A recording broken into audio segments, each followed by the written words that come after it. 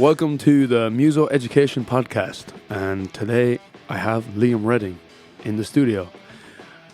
Hi Liam. Hi Aaron. We're going to talk about performing, what it's like to do it regularly, the do's and don'ts of being a performer and a musician, perhaps some weird experiences that we've had. We've had a lot of weird. There's plenty of them. Liam and I are in a band together called The Bright Sides, and we gig quite regularly together. So we undergo the adventures of Narnia. Yeah. When something happens, we both just know to look at each other. Yeah, like we've regularly witnessed normality. You know what I mean? So often that when anything abnormal occurs, we're like, man, did you see that? What was that? Yeah. Yeah. That comes down. Do you know what? That actually leads into depping, I suppose. Whole on-stage communication thing. Having that language where you can't necessarily speak to someone while you're actually gigging. You can't actively have a conversation and direct. Yeah. That's the advantage, I suppose, of having a consistent group of a band, because you can communicate non-verbally via just a look. Yeah. You know what I mean? That's like a look or a play style. Like I know James, for instance, who's the bassist in our kind of cover band. Shout out James. I can hear him playing something, and the way he's leading it, I kind of I lock in with him. I feel like I know where he wants to go with it. So sometimes we'll just throw random stops in, but we both actually hit that random stop perfectly. Mm-hmm. And that's the whole on-stage communication thing. Yeah, obviously you can hire an incredible musician like a Depp, and the minimal requirement is that they know the music. And they know what keys the songs are in, I guess, depending on if you're a drummer or a bass or whatever. You know the songs, let's just say. It doesn't matter what you play. But you can't pay for that sort of relationship you have. It takes a while to develop though, doesn't it? So you've been playing with a year now, maybe a year and a half with James. More regularly gigging, about a year and a half now, maybe 2 years. It takes a while to... Yeah. I suppose it depends how often you're playing as well. Yeah. After the pandemic, a lot of what I did was depping for a long time. Before I even joined the Bright Sides properly, I was depping with you guys. And a lot of what I was doing was depping. So it's just filling in for a load of different bands randomly. And I do think that actually doing that helped me in a big way. I started, you're playing with loads of different musicians, so you start to kind of see how everyone operates a little bit differently. And when you learn how this person operates and when that person operates, you kind of learn different things. And it definitely helped me actually become a better musician, just playing with different people. It does. But you put yourself in a difficult environment more regularly, out of your comfort zone. Yeah. It makes you think, you've joined Red Sun Alert recently. Yeah. So now you're in a situation with brand new music, maybe a little bit out of your comfort zone. And that's really good, because the next time you play with another function band, you're like, I've done this 10 times with 10 different bands. Yeah. And your musicality is increased in technique, because you've had to learn harder stuff than usual. So it's accumulation of skills over time that compound. We were talking about that thing as well. What was it you said? I used to play quite heavy rock when I was younger, and I was very used to it. But in the last couple of years, I've kind of veered away from that to do the more cover stuff, the more pop stuff. Yeah. So then going back to do this, I actually found it quite challenging. And you were also saying that when you're so used to playing the same songs over and over again, and then having to learn this whole new material, it can actually, you said that, what did you say, that part of your brain hasn't been active in quite a while or something? Yeah, it's like any new skill. I mean, the hard thing with, as you spoke about playing the same stuff over and over again, you see it quite often with older bands, unfortunately. You get so used to the music that you eventually stop connecting with it, and you stop trying to improve it, because you've already sort of decided that it's the best it can be, and it's worked until now. And it just becomes robotic. And there's a complacency, and it's that's a really dangerous trap to fall into, and it can happen to anybody. But you have to have a certain mindset going into every gig, that every gig needs to be somewhat different, and you need to have a really positive outlook on every gig, even if it's in a slightly awkward venue that you don't really want to do. You know, We've been there. we've been there. You know, shout out. No, but it's true, and I suppose more often you put yourself under pressure musically, it'll make it more interesting for you and the audience. Yeah. And also, by putting yourself in different groups, it pushes you to become better all the time. So you need that constant strive to put yourself out there. And like, I mean, it depends on your goal. Like, if your goal is to just grind and make money, then you can stick with one band. But if you just want to develop as a musician, you do need to try and be in different ensembles, I think. Yeah, different often. ensembles, different types of music, and just different musicians. I think you'll learn a lot from playing with different people. Like if you literally learnt one thing, playing with one other musician. Oh yeah. That's the work is done. I had a really interesting chat with someone a few months ago, and it was about maybe being asked to do gigs, or maybe you're like, you know, I'm not getting asked to do these as much gigs as I'd like to, you know. And the answer the person gave me was like, sure, they know you're too busy, so they don't ask. Yeah. You know what I mean? So people have this assumption about you after a while. It's like, there's no way they're free, I won't ask. Like, so it depends on what you're doing. Yeah. And what kind of player you are. So what's one or two do's and don'ts for you when it comes to... So one thing, like, I work in coffee as my day job. And there was a book created years ago, and one of the things, it was all about opening a coffee shop, but this I know I'm going in a weird tangent, but this actually transfers. So one of the things about in that book about opening your own coffee shop was don't badmouth your competition. Okay. And that I think is one of the big things in the industry, is like, don't badmouth or speak badly of the other musicians. And I actually saw a case that recently. I was in the lab. I was just doing like a rehearsal session on my own. Yeah. I was learning some music that for the project coming up, and I went outside for a break because I'd been beating the shit out of the drums for like an hour and a half, and it was getting hot and sweaty. So I just went outside for a break, and a young lad came out. Obviously, he's kind of starting this career path, whether he wants it to be a career or just for fun. But he came out of the room and he was like, "Oh, you drumming next door?" And I said, yeah, that's me. Yeah, I'm on my own. I'm just learning some stuff. And he was like, "Oh yeah, nice, man. It sounds really good." He was like, I've just taken over playing drums with this band inside. Their old drummer was really shit. And I was a bit like, Yeah. Because in my mind, I immediately think of, what if that drummer joins another band and then he needs a dep? And he's not going to call you if he hears that you're just bad-mouthing him. You know, and then he could easily go around and just tell other people like, "Oh, he's a bit of a prick." Like he's that person probably is just, maybe there's a few reasons, immature, maybe very, very young. Don't get me wrong, I probably did that when I was young as well. Yeah, I mean, I can imagine just being like, they're not very ethics. good. It's just like, you know, respect everybody. Yeah. Like, respect everyone's level. It's like, yeah, there could be like, you know, a jazz drummer or a rock drummer with total different levels of ability, with different skills. It's like, I know plenty of them around that are 100% better than me. Like, but you're, like, you can't compare. Like, no, obviously you can critique players. You can be like, "Oh, that person's really good at that," or "They're better at this." But like, you should never be like, "Oh, they're bad at that." No, yeah. It's not very appropriate.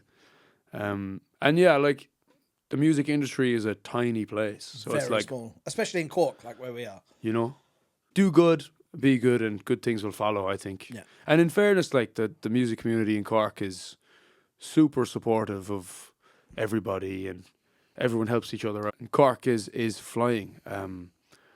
Who are like 3 of your favorite bands in Cork right now? Let's start with cover bands. Cover bands. Let's just do cover bands and original bands. Favorite cover band in Cork right now? I really enjoy Last Call, man. Yeah, I love going to a Last Call again. Shout out Last Call. Yeah. We love you. Yeah. In fairness, like, I actually have to agree, they sound brilliant at the I moment, do like. think that one of the biggest things they have going through, like, obviously the musicianship, they're great musicians, but like their set list as well is just so different to, you know, going into a bar and you just hear Valerie by Amy Winehouse. Hey man, Valerie's a classic. It's a classic, man, but how many times have you played that song? You know what I want to say? How many times do people mess up Valerie? Oh, like Give me a band that can play Valerie perfectly and like not be shut off from playing it. Speaking of messing up Valerie and Last Call, I depped with them before. Yeah. And it was I've depped with them a load of times, but one time I remember depping them with them, and I think they had that in the set. And I went to do it. I think it was Last Call anyway, and I started it, and then they said to me afterwards, like, "Oh, we don't do the Amy Winehouse one. We do the original, the Zootons one." And I was like, "Whoops!" That's just groove, isn't it? Rather than it's a bit like slower and a bit more chuggy. Kind of, yeah, it is. Yeah, nice. Whereas the Amy Winehouse one is a bit more poppy, I suppose. Yeah. But yeah, like, so I've messed up Valerie in that kind of context. Yeah. Also, do you know what? When you're playing the songs that you've played over and over again, yeah, do you ever find you shut off? You're just like, you go into autopilot. Yeah. And that's what we were talking about earlier. I think autopilot is dangerous because you start to lose the connection with the song. You lose the meaning of the song. Your performance is half effort. Yeah. And it just comes across like you don't care. So yeah, Last Call will be up there for me as well. I think Last Call I think they're doing a really good job in how they're playing so regularly. Yeah. They're constantly making their music interesting. I think they're very good at bringing the kind of slightly more alternative songs to the kind of to the market of the consumers, like in the bar and stuff, that wouldn't necessarily listen to those tunes all the time. Yeah. But then they play them in a bar, and then people are like, "Oh, this is actually really cool," and they dig it, and the way they play it is really good. So yeah, Last Call for me is probably at the moment the best, my favorite cover band. I wouldn't say the best, but my favorite cover band. It would be the same for me. Yeah. Yeah. Definitely. Original bands. God Alone are really good. That's another of Keaton's bands. They're heavy. Yeah. I seen God Alone in the Barras at the Guitar Festival one year. And I played with God Alone like a decade ago. It must have been when they were like 16, 17.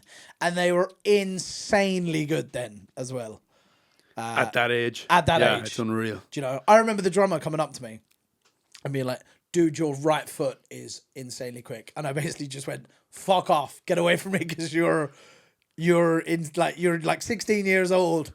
And you're so good." Like, but yeah, no, they've just been really good from the get go. I think a great band is Briars.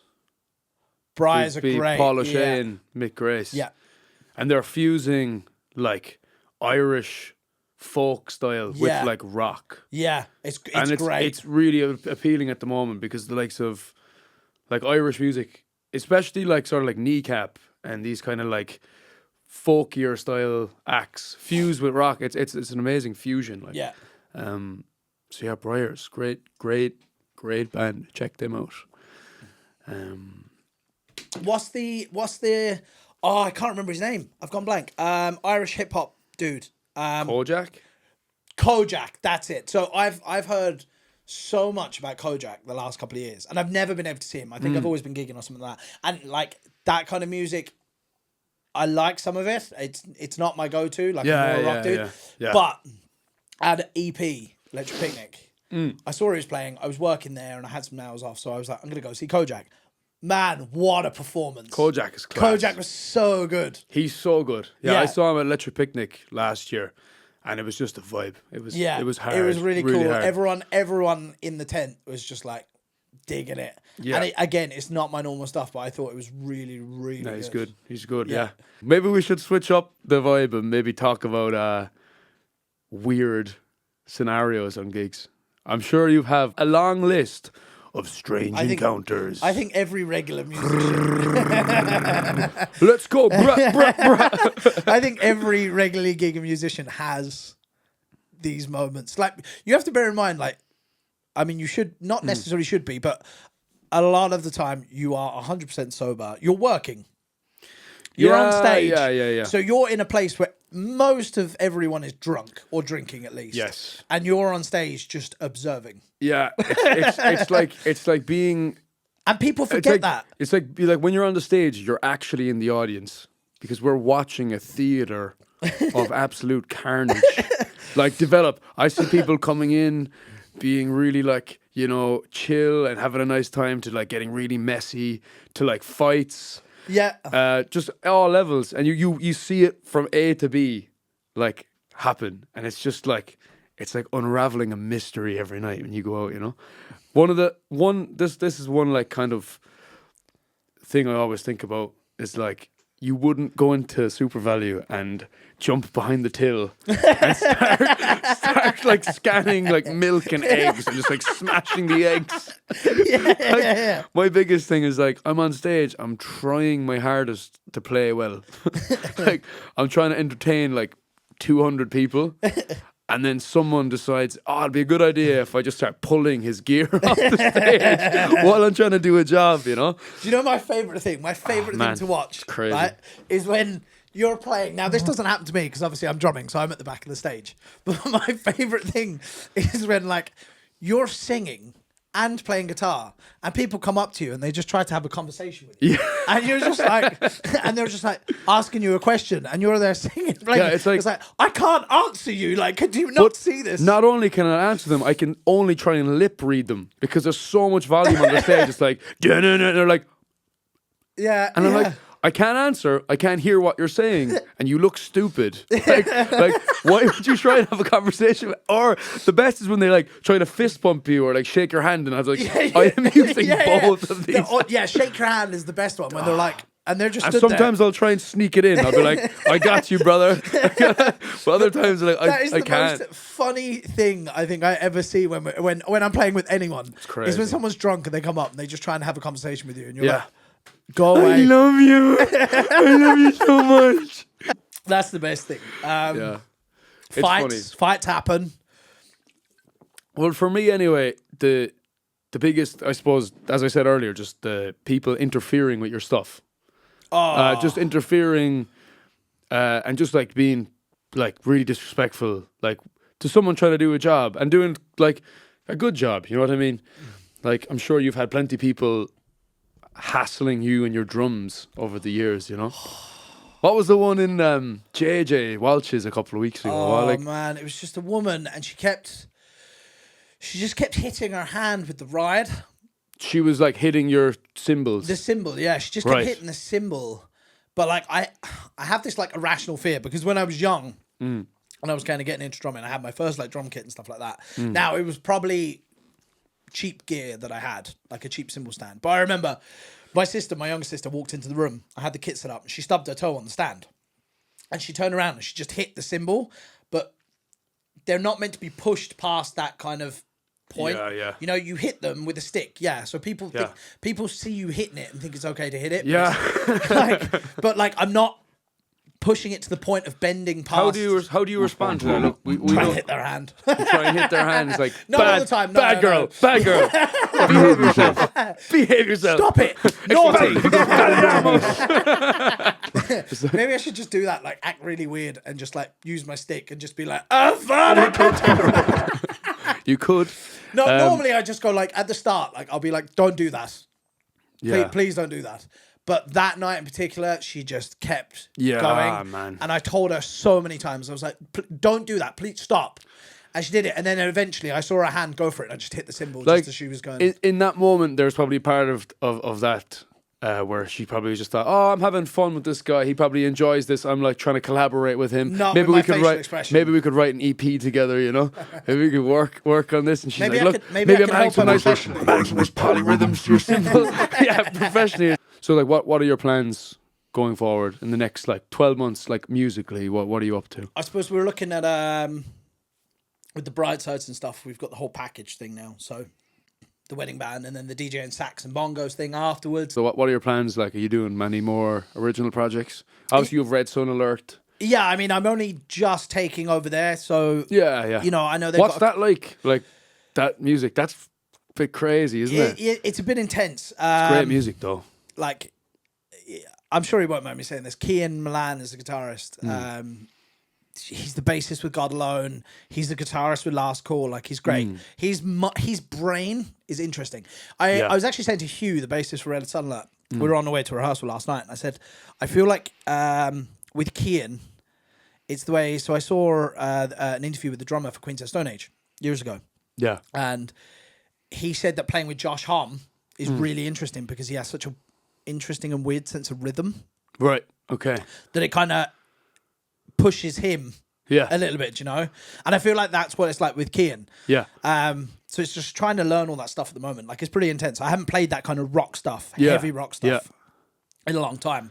So I'm feel getting like- there. I just need to. I feel like that's the area where musicians really, or bands really go off in different zones. It's down to rhythm and time. Yeah. And I know, like, some, you know, it obviously depends on the genre you're in, I guess. There's a certain way to play in a soul band, and a certain way to play in a rock band, and a certain way to play in a country band. You know, 100%. there's rules and there's limitations, you know. But when it comes to sort of those sort of more alternative genres, like, your rhythm and your, like, experimentation is, like, hugely important to what happens in the rest of the band, which is interesting. So I've done, so I'm kind of getting to grips with the Red Sun and that stuff now. Maybe I'll do this one gig and they'll fire me. I don't know. I don't know. Say that. Man, he's the best drummer in all of this street. In all of this building. Room. Class. Well, hopefully that goes well. We've got that new kind of fun thing that we're just kind of piecing together now. Yeah. Where we just get in a room, set up mics, and just see what happens. Go ham. We've made a couple of tracks. I mean, it's been like, I've been in a couple of different projects, my own stuff over the years, and I've done a lot of session work with other artists, you know, original artists, and it's fun when it's like from scratch, and like there's no, you know, there's no like you're not being given result. a thing and going, oh, we need a guitar line for this song. Yeah, it's super. Completely It open. can be anything. Yeah. So yeah, watch this space for that. That'll be fun. Yeah, it is fun. Yeah, it's good crack. So yeah, I hope you enjoyed this podcast. Just chatting to Liam about his endeavours and multiple talents. And yours. Together. Yeah. Our accomplishments. If you like coffee, hit him up. And if you need a drummer, hit him up. So yeah, if you like this podcast, then why not click follow and stay in tune for many more to come.